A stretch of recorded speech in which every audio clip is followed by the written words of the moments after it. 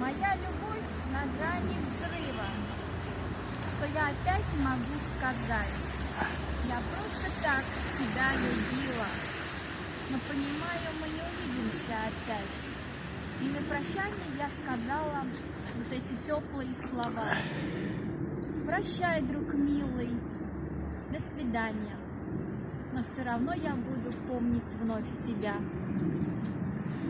Спасибо за внимание. Это мой стих был сочинен за 5 минут. Если вам понравится, поставьте лайки. Спасибо, телезрители. Пока-пока.